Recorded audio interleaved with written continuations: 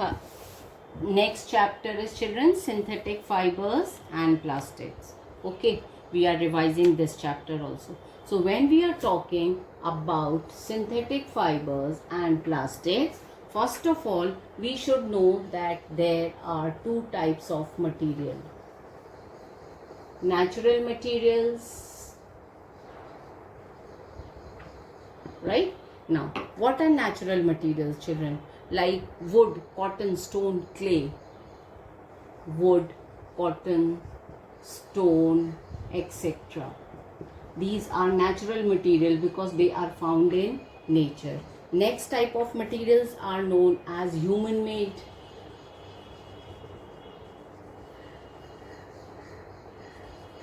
Now, what are human made materials, children? Human made materials are the materials like plastic, paints, medicines. Plastics, paints, medicines, etc. They are known as human made materials. Clear? So human made materials are made in the factories, which are called industrial plants. Raw materials are converted into useful materials. Now, first of all, let us talk about what are polymers. First of all, when we are going to study about synthetic fibers, we should know about the polymers. What are polymers, children? Synthetic fibers and plastics are made up of the molecules called polymers. So polymers are huge molecules. You can say synthetic fibers and plastics, right? Synthetic fibers and plastics, they are made up of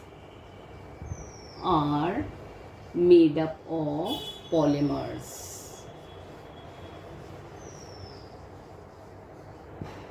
Okay, now children, polymers, they are huge molecules usually consisting of long chains made from thousands of similar small. Okay, children, the small molecules which are present in that, they are known as monomers, and number of monomers combined together, they make the polymers. Poly means more. Okay, now children, the structure of a polymer can be compared that as of a children that necklace. Suppose this is a necklace which is having number of beads in it. So you can consider this as polymers, that number of monomers are joining together to make polymer. Polymers are arranged in the linear way also and in the cross-linked also. Now we are moving to the synthetic fibers. Children, when we are talking about the synthetic fibers, we will be talking one by one about them. First synthetic fiber which we are going to discuss, that is rayon. Okay, silk is a natural fiber with a beautiful texture and it is very expensive also, you all know. Now rayon is a fiber which is also known as artificial silk. Rayon is also known as artificial silk. Clear? Now children, rayon is called as artificial silk, so it is cheaper than silk and can be woven like silk fibers. It is made up of wood pulp. Rayon is made of wood pulp. Okay, wood pulp is dissolved in alkaline solution and then it is made, and this rayon is also known as regenerated fiber.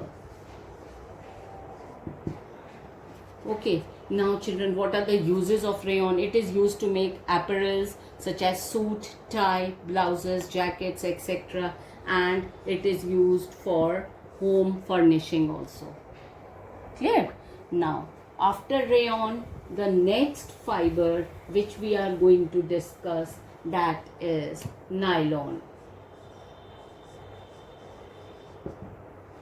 This is the first synthetic fiber, you can say. Okay, this is the first synthetic fiber. As rayon is known as regenerated fiber, so nylon we consider as first synthetic fiber, which is entirely made by chemicals. Nylon is very strong and elastic, and in fact nylon thread is, you can say, even stronger than a steel wire. It is light. Nylon is light and wrinkle. Nylon is light and wrinkle free. Okay, so children, this is also considered as very strong. Its uses now, garments such as saris are made from nylon. Since it is wear resistant, so garments made for it, they stay for a long time. Being very strong, nylon fiber is used to make ropes also. Okay, ropes are also made by using nylon fiber. Now next fiber we move, that is polyester. It is manufactured from petroleum. It is made from petroleum.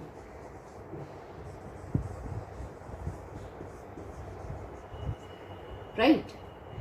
Now children, it has the properties which are similar to nylon, and it is very strong and crease resistant. It is mixed with natural fibers also.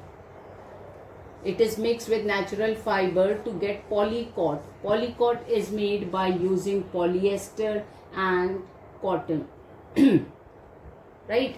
Polywool is also another, which is made by using polyester and wool. So these are blended fibers. Clear? Now uses of it. It is used to make pants, shirts, suits, bed sheets, etc. It is water resistant, properly makes it ideal for garments and jackets that are to be used in wet or damp climate. It is used to make jackets and quilted garments, like the jackets or wind cheaters which are available in market. They are made by using the polyester. Now children, next comes acrylic. Acrylic now. This is a type of synthetic fiber which resembles wool.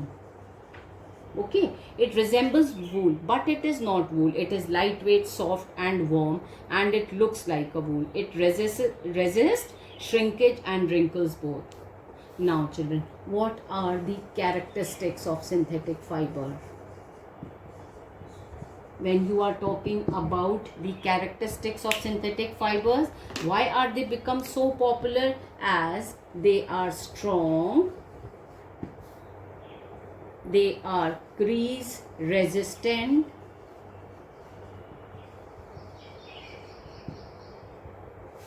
okay, they are strong, they are crease resistant, they are elastic.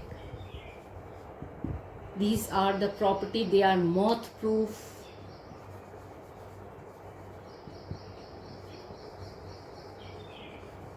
Easy to wash. These are all properties of this.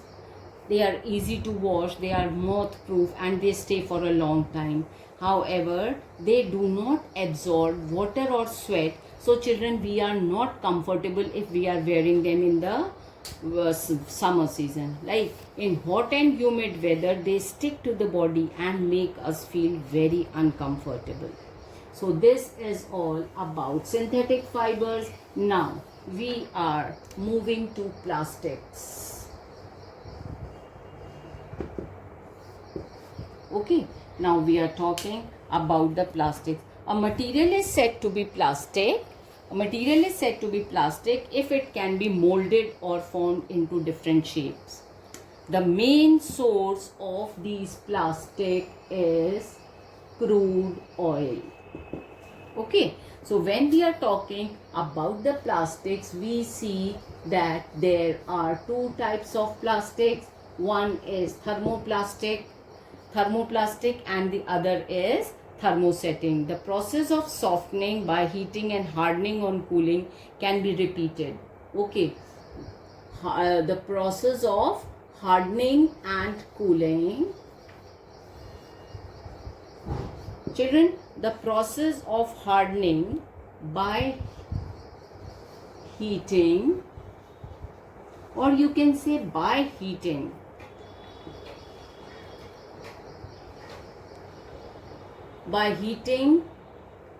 it can be made soft. Okay, and hardening on cooling, and it becomes hard on cooling.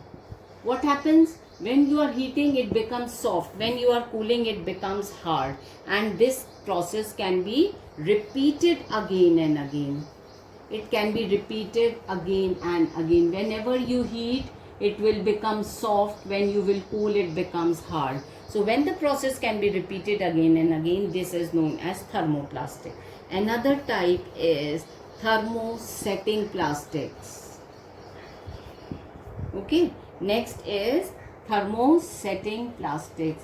Now what is the difference between this? Thermosetting plastics cannot be molded or cannot be reshaped again and again. Thermosetting plastics can be softened by heating only once. You can make them soft by heating only once. Once they are put into a mold and allowed to become hard on cooling, you cannot make them soft again by heating. The example is Bakelite and melamine. Okay, so these are basically two types of plastics. What are they? Thermoplastics and thermosetting plastics. Now children, the common uses of plastics.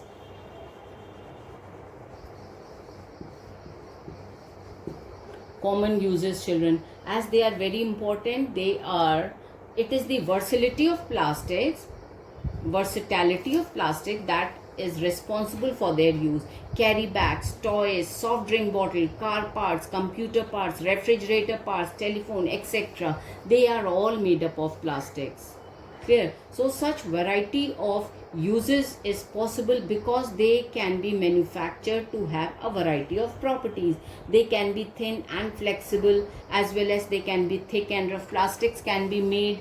If you want to make thin sheets, they can be made. If you want to make thick sheets, they can be made. They are flexible also, and they are tough also. They are transparent also. They are colored also. They are soft also. They are hard also. So what are all these? These are all uses. Because of this, they are used by us. Right? Now children, some common man-made plastics. Now let us talk about some of the common man-made plastics. First is polythene. First plastic is polythene. Which type? Thermo. It is thermoplastic. Right? Polythene is thermoplastic. This is also strong but flexible and can be rolled into sheets. Second is polyvinyl chloride. Polyvinyl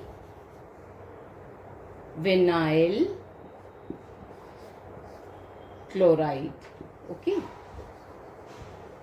which is also known as, in short, we call it PVC. This is also a type of thermoplastic. It is tougher than polythene and is used for covering electric wires.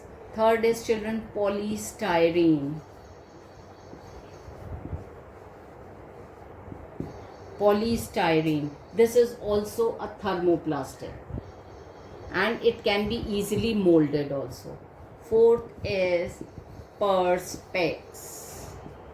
What is Perspex? It is also a thermoplastic. It is transparent like glass but much stronger. Children, Perspex can replace glass because glass can be broken down into pieces simply, but Perspex is strong and it can replace the glass for making windows in aeroplanes. If you have seen windows of the aeroplanes, they are made up of Perspex. Now, next type is known as Teflon. Teflon is also a thermoplastic. It is slippery, not affected by heat, and does not react chemically with other substance. What is the use? It is used for non-stick coating on pans and other utensils. Clear? So what are all these plastics? Polythene, polyvinyl chloride, polystyrene, Perspex and Teflon. All these are thermoplastics. and I have told you their uses also, as they are very strong, so they can be used at many places. Now we are talking about bakelite. Bakelite is thermosetting plastics.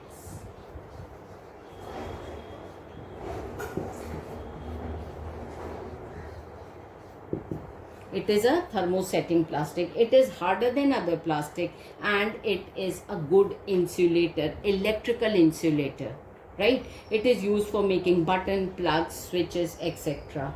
Another type of thermosetting is formica and melamine. Formica and melamine. What are these? These are also thermosetting plastics. They are used as tabletops for making crockery, etc. Okay, it is used for in the way of crockery it is also used, and it is used for making tabletops. Now children, what are the characteristics of plastics? Now let us see about the characteristics. Children, when we are talking about the characteristics, first of all we see about the thermal conductivity.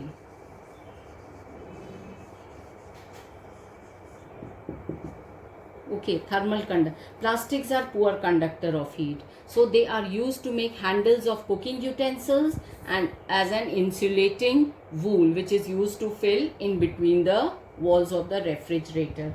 Electrical conductivity now. Electrical conductivity, yes, plastics are poor conductors of electricity. Okay, they are poor conductors of this, they are poor conductor of electricity also. Now when you are talking about solubility in water, children, electrical conductivity also I have told you that they are poor conductors of electricity. That is why wires, cords, etc. they have a plastic coating. Solubility in water, plastics are insoluble in water. That is why we can store this water or any other things. That is why we are using buckets to store water, and glasses to drink water are made from plastics, right? Now effect of flame.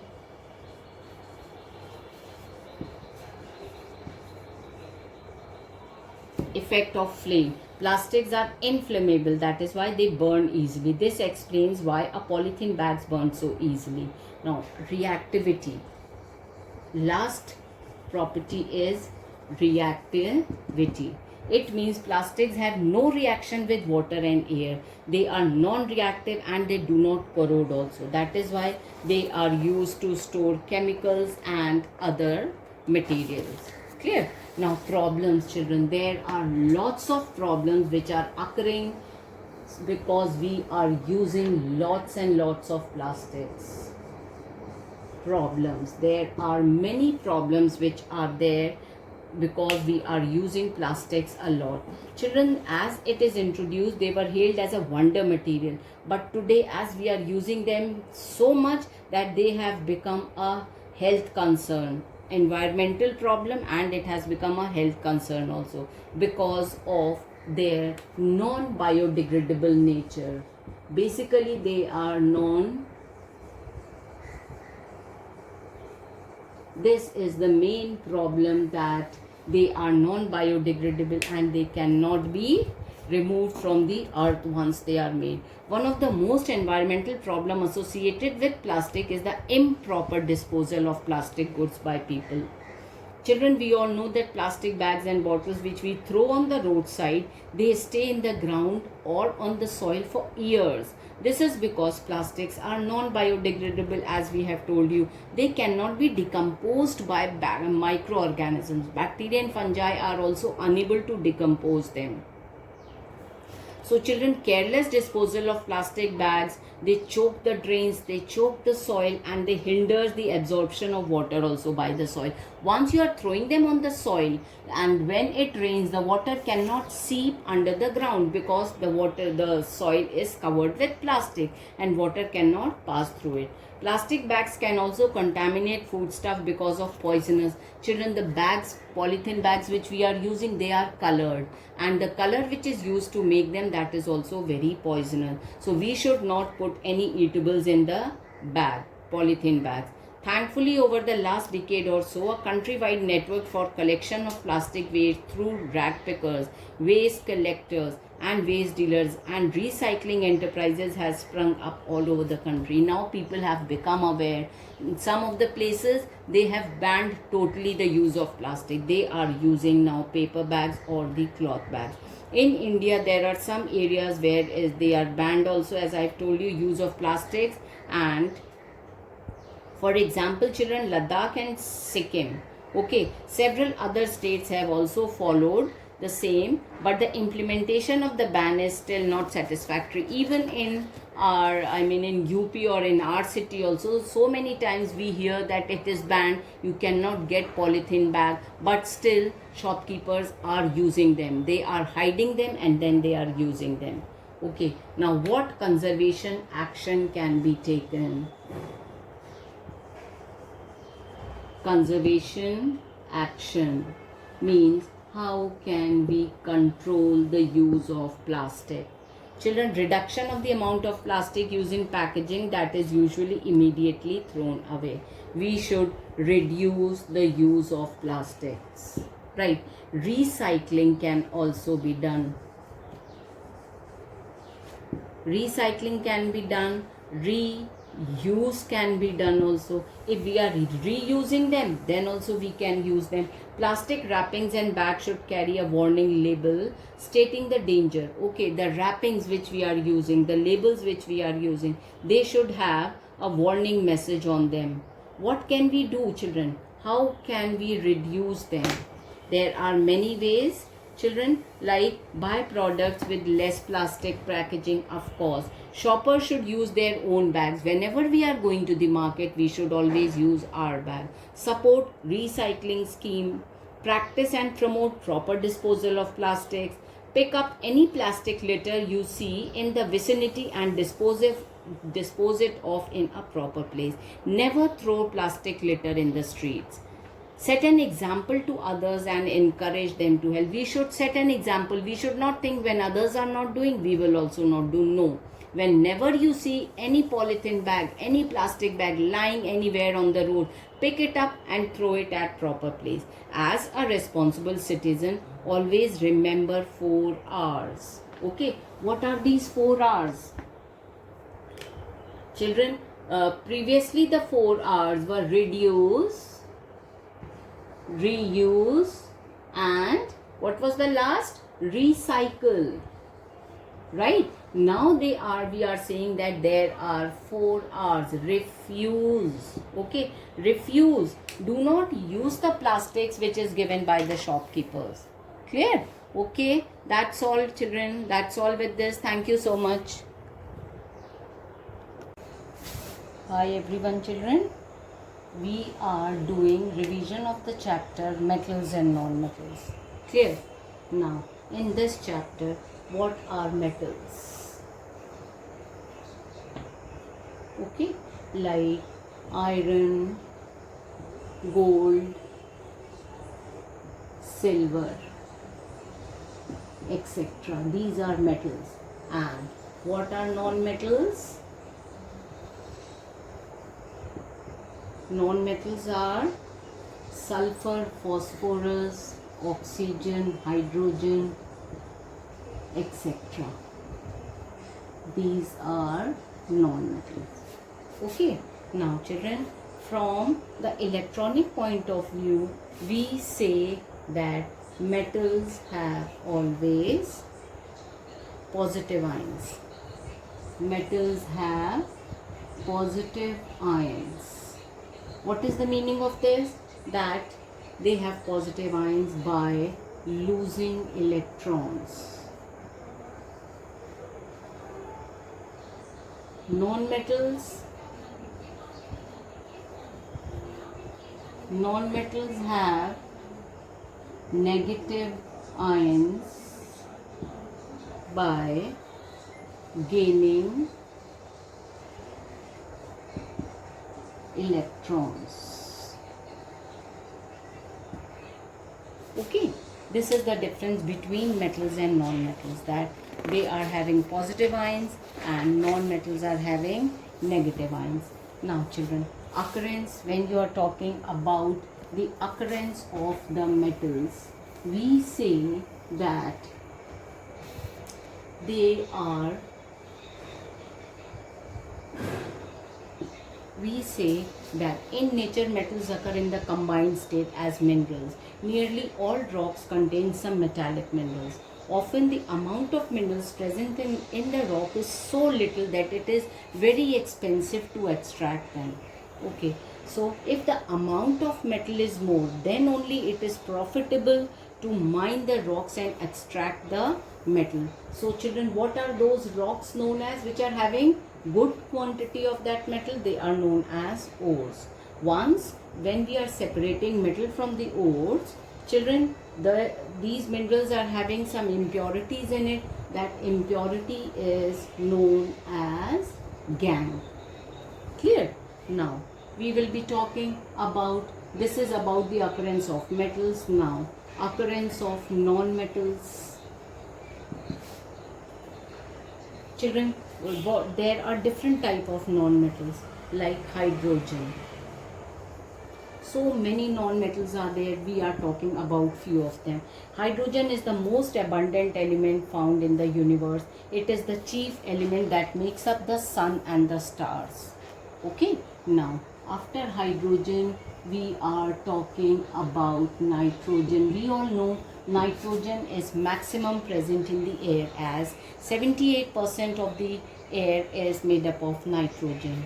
Then we are talking about oxygen. Oxygen is also present in the air, that is approx 28% is present in the atmosphere, and in the combined state it constitutes about 89% by mass of water, because water is made up of hydrogen and oxygen. Then we are talking about carbon. In the free state, it occurs as graphite, diamond and coal. Diamond and graphite are the pure forms of carbon, and coal contains 60 to 90% of carbon. Right? Then we will be talking about silicon. This is also one very important non-metal, second most abundant element which is found in the earth crust, and it is playing the major part in the electronic gadgets. Now after silicon we are talking about the sulfur. Children, this is occurring in the free state in nature, and in the combined state it occurs in rocks as metal sulfate and sulfides. Hydrogen sulfide is a gas which is present in the air, which is also made up of sulfur. Okay, now after the occurrence, let us study about the properties of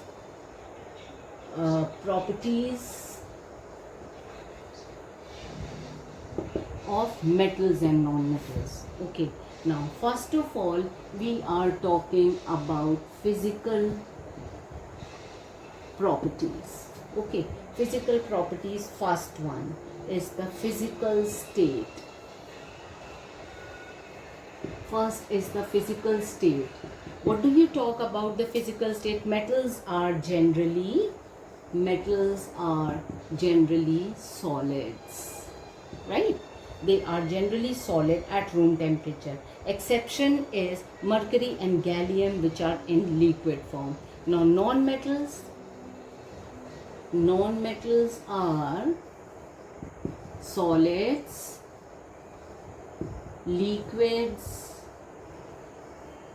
and gaseous. Non-metals are found in all the three states. They are solid, liquid and gaseous. Second property is luster, that is shine. Okay, metals have luster. Metals are lustrous, whereas non-metals, they do not have a metallic luster. Okay, now children, graphite is again an exception.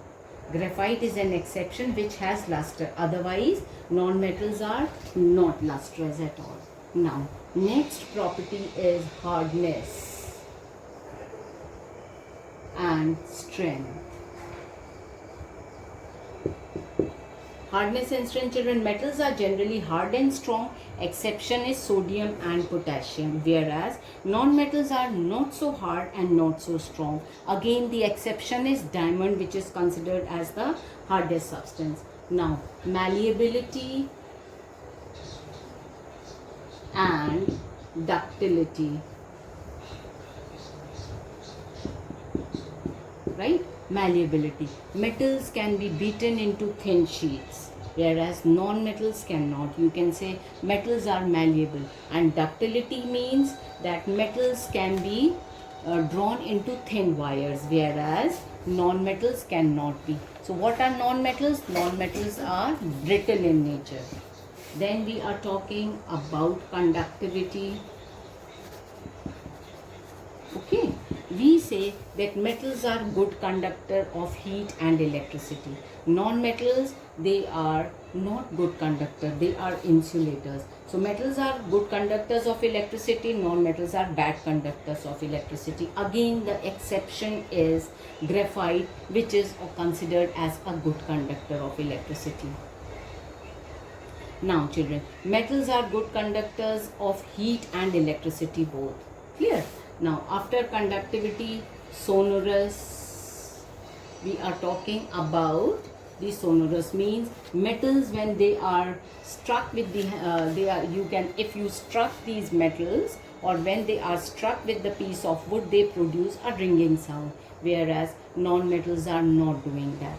Melting point and boiling point. Metals generally have high melting point and high boiling points than non-metals. When you compare melting point and boiling point, we see that metals are always having higher melting and boiling point than non-metals. Specific gravity.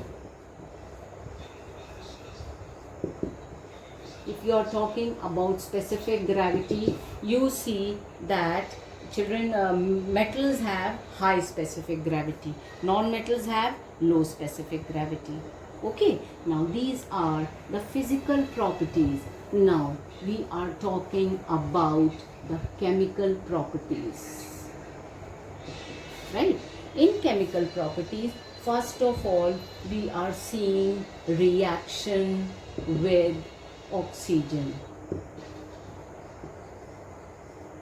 When metals react with oxygen, they form metal oxide. Okay, what is this metal oxide? What is the nature of this metal oxide? Metal oxide is always basic. Okay, this is basic in nature, or you can say when metals they react with oxygen, they form a metal oxide which is basic in nature. Now, what happens with the non-metals? Some metals such as sodium and potassium, they are also reacting with oxygen. Children, sodium and potassium, they react with oxygen at room temperature, right? So we always store them by dipping them in water. Now, when metals like copper is also reacting with oxygen, it forms copper oxide. All these type of reaction takes place. Now, when you are talking about non-metals, sulfur reacts with oxygen, it forms sulfur dioxide. Now this sulfur dioxide will be dissolved in water, it forms sulfurous acid, right? If you check this sulfurous acid with the help of litmus paper, you will see that it turns blue litmus red. It means this is acidic in nature. So what we have concluded, we have seen that metals react with oxygen, they form basic oxides, and non-metal reacts with oxygen, they form acidic oxide. Now with water, when metals and non-metals are reacting with water, now see what happens. Metals react with water to form oxides of hydrogen. For example, sodium is reacting with water, it will form sodium hydroxide and hydrogen gas is released. Okay, you need to balance the equations also. The equation is complete only when it is balanced, right? Now magnesium also reacts with oxygen. Magnesium reacts with hot water or steam. if magnesium is reacting with hot water or steam, what is it going to form? It forms magnesium oxide plus hydrogen gas is released. This happens with this. So same happens with aluminium, reacts with water, it forms aluminium oxide. Zinc reacts with water, it forms zinc oxide. Now, non-metals, they do not react with water at all. Right? Now, after reaction with water, now we are seeing with dilute acids. Children, we normally use dilute acids because dilute acids are not harmful. Concentrated acids are very harmful. When metals react with acid, like sodium is reacting with HCl, it will form NaCl plus hydrogen gas is released. What is NaCl? NaCl is considered as salt. Okay, this is salt. So you can say a general reaction that when a metal reacts with acid, it always forms a salt and hydrogen gases released. Iron reacts with hydrochloric acid, it forms iron chloride. Aluminium reacts with hydrochloric acid, it forms aluminium chloride. Non-metals do not react. Non-metals, they do not react with acids.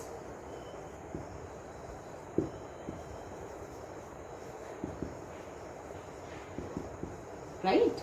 Okay.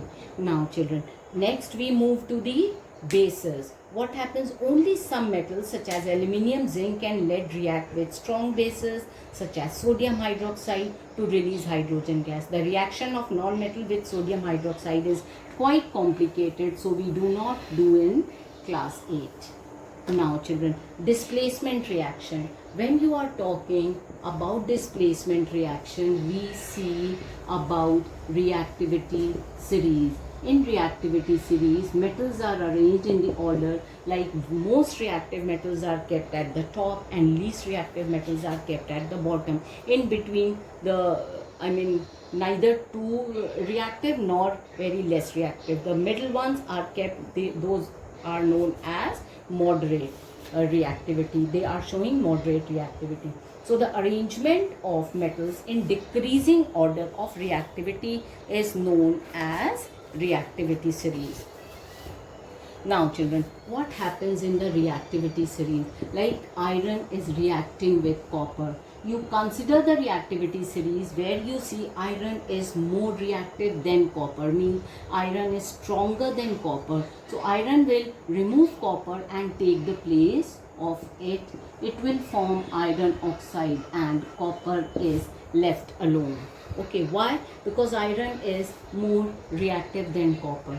If you do the opposite reaction, if copper is reacting with iron sulfate, now what happens? Will copper be able to remove iron? No, because copper is least reactive. So copper cannot remove iron at all. So children, these type of reactions are known as displacement reaction. Now uses of common metals.